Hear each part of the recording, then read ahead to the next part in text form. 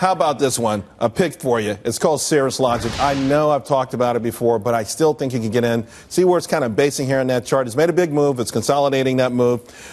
It's one of these companies. First of all, the execution has been absolutely phenomenal. They don't just beat the street. They usually beat by 25%, 30%. They put in amazing execution. Fiscal year, next year earnings have gone through the roof because of this consensus. I still think they're going to beat. I don't like to get too jargony with the PE ratios and all that stuff, but I do talk about the PEG ratio, which simply says that their earnings are growing so quickly that it's worth any price you want to pay. When it's under 1.0, it's at 0.74.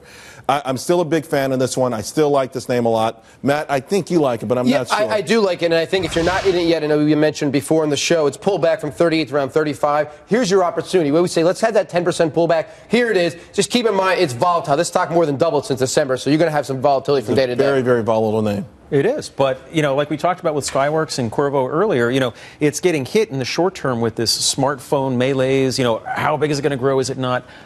I look at this, though, and I say there's 8 people covering it. It has the Apple effect. We're going to get more and more products.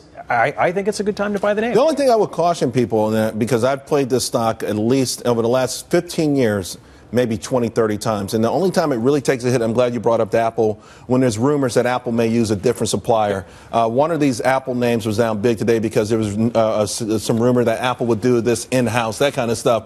Most of the time it doesn't happen. But I would caution, part of that volatility you talked about is the idea that they're so overly dependent on Apple. It is a de facto Apple play. But they're doing some hiring, too, right? You notice that, Jenny? They are. And what's interesting and what could be a risk is that they look like they're expanding by adding engineers, software developers, mostly in Austin, Texas, a little bit in Scotland. But if they can't find the talent, that could hinder their ability to grow. Absolutely. And they're looking for positions that are very difficult to fill. So they have a lot of openings, which is a sign they're expanding, but could be a concern, too, if they don't get those seats filled.